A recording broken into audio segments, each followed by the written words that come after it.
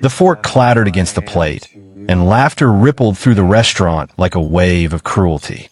Ava Martinez stood frozen beside the table, her face burning with shame as Caleb Morrison leaned back in his chair, a smirk twisting his lips. "Wait, let me get this straight," Caleb said loudly enough for nearby tables to hear. "You came on a date with $5? Or were you planning to buy sympathy?" More laughter. A woman at the next table whispered to her companion.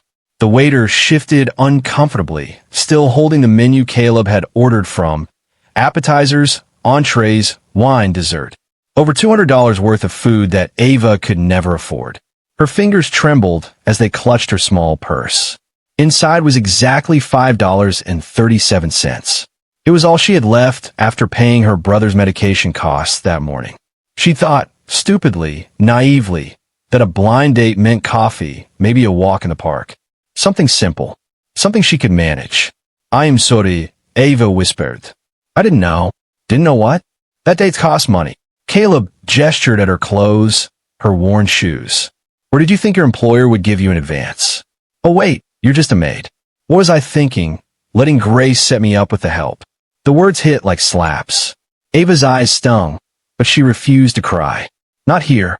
Not in front of these people who were watching her humiliation like it was dinner theater.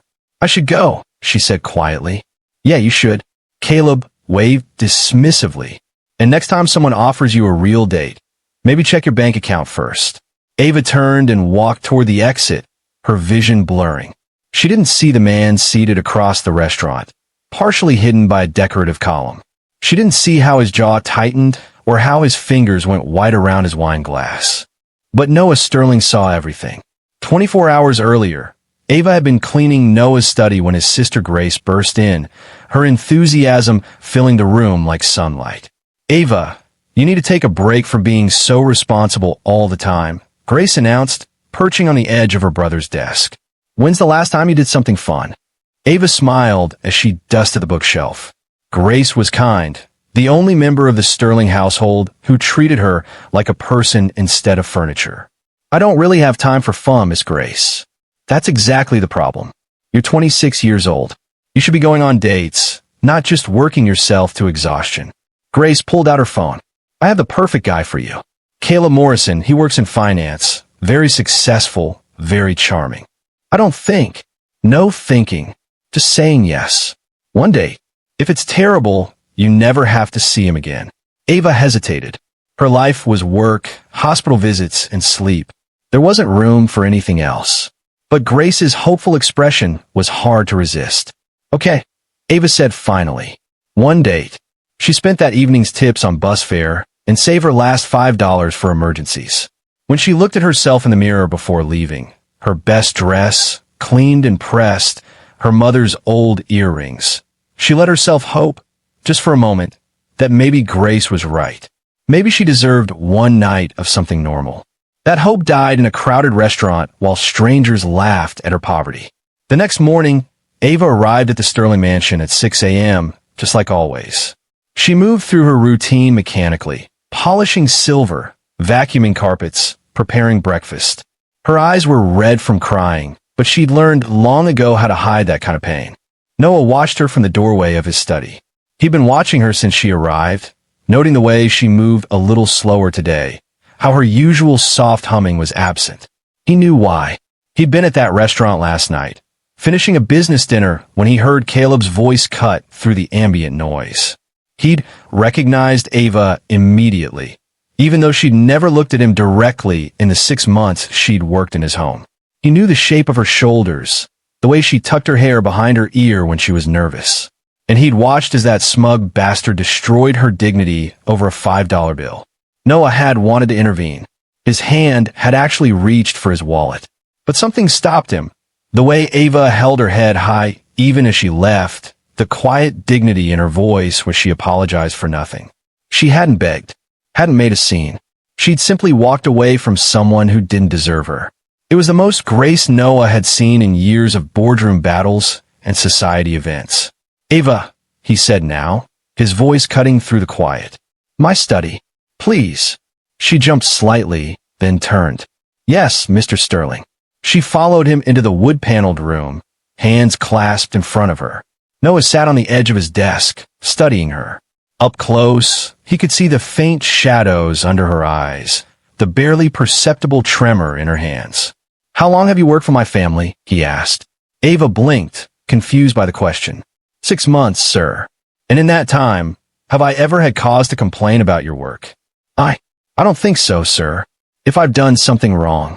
"You haven't." Noah picked up an envelope from his desk. "Which is why I'm giving you this." Ava took the envelope with trembling fingers. Inside were keys and a small card with an address. Her eyes widened. "I don't understand. It's an apartment. Small but clean. The rent is paid for the next 6 months. Mr. Sterling, I can't accept." "You can and you will." Noah's voice was firm. "Consider it a bonus for exemplary service." Ava shook her head, pushing the envelope back toward him. "This is too much. I haven't earned." "You have." Noah stood, his height forcing Ava to tilt her head back to meet his eyes. She usually avoided his gaze, but now there was nowhere else to look. "You come here every day and work twice as hard as anyone else. You never complain. You never ask for anything. And last night, someone tried to humiliate you for being honest about what you could afford." Ava's breath caught. "You were there. I was there." Shame flooded her cheeks. "Mr. Sterling, I'm so sorry you had a witness. Why are you apologizing?" Noah's voice was sharper than he intended. He softened it. "You did nothing wrong." "He did. And people who can't see your worth don't deserve to be near you." Ava stared at him, this man she'd worked for but never really known. Noah Sterling was a legend in the city, ruthless in business, cold in social situations, untouchable. She cleaned his home, but knew nothing about him beyond newspaper headlines and Grace's occasional comments. Now he was looking at her like she mattered, like she was more than the invisible help. "Thank you," she whispered, "but I still can't accept this." "Then consider a loan. Pay me back when you can." Noah pressed the envelope into her hands. "But Ava, you're not sleeping in that basement room anymore. Take the apartment." She clutched the envelope, tears threatening again. "Why are you doing this?" Noah was quiet for a long moment. Then he said simply, "Because someone should." 3 days later, Caleb Morrison received a call that made his heart race. An assistant to Noah Sterling, the Noah Sterling, wanted to schedule a meeting to discuss potential investment in Caleb's firm. Caleb had been chasing Sterling Capital for months. This was the break he'd been waiting for, the connection that would launch him into the elite circles he'd always wanted to join. He told everyone in his office, bought a new suit, rehearsed his pitch a dozen times. When he walked into Sterling Tower, he felt invincible. Noah's office was everything Caleb had imagined. Floor-to-ceiling windows overlooking the city, minimalist furniture that probably cost more than Caleb's car, an aura of power that was almost tangible. "Mr. Morrison." Noah didn't stand, didn't shake his hand, just gestured to a chair. "Seat." Caleb sat, his confidence faltering slightly at Noah's cold tone. "Mr. Sterling, I want to thank you for this opportunity. My firm has been..." "Coffee." Yes, thank you." Noah pressed a button on his phone. "Send her in." The door opened. Caleb turned, smile ready for whoever was bringing refreshments. The smile died on his face. Ava walked in carrying a silver tray, her eyes focused on the coffee service. She wore the same uniform she'd had on at the restaurant, and when she finally looked up and saw Caleb, her hands trembled so badly the cups rattled. "Ava," Noah said gently, "this is Caleb Morrison. I believe you two have met." Caleb's face went white, then red. "Oh, it's not." "Not what?" Noah stood, moving to stand beside Ava. The protective gesture wasn't lost on Caleb. Not what it looked like when you humiliated her in a public restaurant, when you mocked her job, her clothes, her financial situation. "Mr. Sterling, please, it was just a misunderstanding." "A misunderstanding." Noah's laugh was cold. "You're right. You misunderstood who she was. Ava works for me. She has worked for my family for 6 months with more dedication and integrity than most people I employ. And you thought you could treat her like trash because she brought $5 to a date." Caleb looked desperately at Ava. "I'm sorry. I was having a bad day. I didn't mean..." "You meant every word," Ava said quietly. It was the first time she'd spoken, and both men turned to her. You meant it when you called me the help. When you laughed at my shoes. When you made sure everyone in that restaurant knew I wasn't good enough for you. Ava, I swear. I don't want your apology. Ava set down the tray with steady hands. I want you to know that your opinion of me meant nothing then, and it means nothing now. I'm not ashamed of my job or my life or the fact that I'm doing everything I can to take care of my family. The only person who should be ashamed in that restaurant was you. Silence filled the room. Caleb looked like he might be sick. Noah picked up a folder from his desk and handed it to Caleb. Inside are the findings of the background check we run on all potential partners. Your firm is built on questionable investments and inflated projections. We wouldn't touch you with a 10-foot pole under normal circumstances. Then why am I here? Caleb's voice was hollow. Because I wanted you to understand something. Noah leaned back against his desk. People like you think money and status give you the right to look down on others. You think someone's worth is measured by their bank account. But I've seen more character in Ava's serving coffee than I've seen in a decade of boardroom meetings with men like you. Noah opened his office door. You're free to go. And Caleb, if I ever hear of you treating anyone the way you treated her again, I'll make sure every firm in this city knows exactly what kind of man you are. Caleb stood on shaking legs. He looked at Ava one last time, opened his mouth like he wanted to say something, then walked out without a word. When the door closed, Ava turned to Noah. You didn't have to do that. Yes, I did. Why? She moved closer, studying his face. You barely know me. I'm just your maid. You're not just anything. Noah's voice was rough. You want to know what I see when I look at you? I see someone who works 12-hour days without complaint. Someone who saves every penny for her brother's medical bills. Someone who still finds time to leave fresh flowers in my mother's room, even though she passed away before you were hired here. Ava's eyes widened. You noticed that? I notice everything about you. The admission hung between them. I've noticed for months. The way you hum when you think no one's listening. How you organize my books by color, even though I never asked. That you take the longest route through the house because you know my mother loved the morning light in the East Corridor. Mr. Sterling. Noah. Please. Just Noah. Ava shook her head, frustrated tears building. I don't understand this. Any of this. You're Noah Sterling. You could have anyone. Why you care about some maid who got humiliated on a bad date? Because that night in the restaurant, I watched you walk away from someone who tried to make you feel worthless, and you refused to let him. You didn't cry, didn't beg, didn't make yourself small. You just left with your dignity intact. Noah stepped closer. Do you know how rare that is? How many people I've seen in my life who would sell their souls for a fraction of the integrity you show every single day? I'm not special, Ava whispered. You're wrong. Noah's hand lifted, hesitated, then gently brushed a tear from her cheek. You're the most real person I've met in years. In a world of people who pretend and perform and manipulate, you're just honest. And that's terrifying and beautiful, and I can't stop thinking about it. Ava's breath caught. You're my employer. We can't. I know. Noah dropped his hand. Which is why I'm telling you this now, clearly, so there's no confusion. I'm not asking you for anything. I'm not using my position to pressure you. But I needed you to know that what happened at that restaurant had nothing to do with your worth and everything to do with his blindness. The confession settled between them like something fragile and dangerous. Ava searched his face, looking for manipulation or pity or anything that would tell her this was some game. All she found was raw honesty.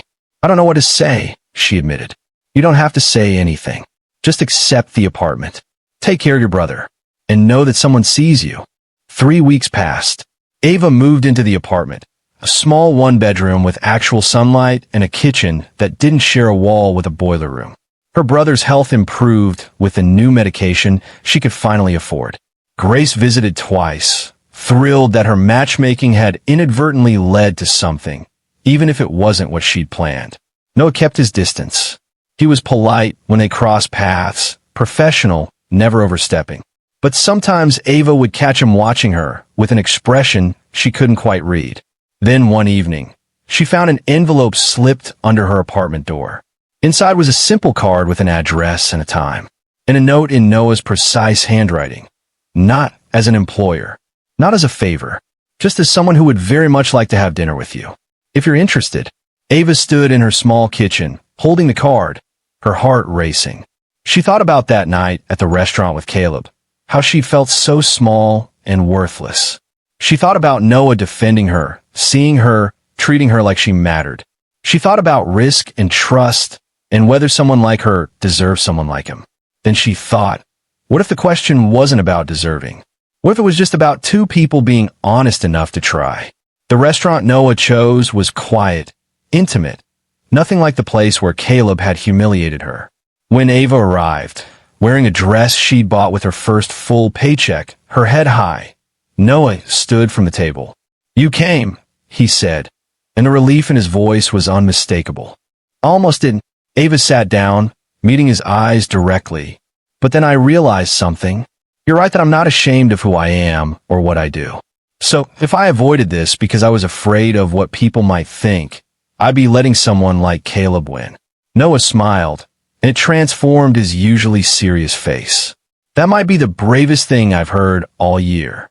Or the most foolish." Sometimes they're the same thing. They talked for hours. About his loneliness in a world of shallow relationships. About her dreams of finishing school someday. About loss and hope and what it meant to choose honesty over comfort. Noah told her about his mother's death and how the house had felt empty ever since. Ava told him about her father leaving and her brother's diagnosis and the weight of being the only person holding her family together. When the check came, Noah paid without fanfare. When they stood to leave, he offered his arm with a question in his eyes. Ava took it. Outside, under streetlights that turned the city into something almost magical, Noah said, "I know this is complicated. I know there are 100 reasons this might not work. But," Ava prompted, "but I think you're worth every complication." He turned to face her fully. "And I think maybe, just maybe, you think I might be worth taking a chance on too."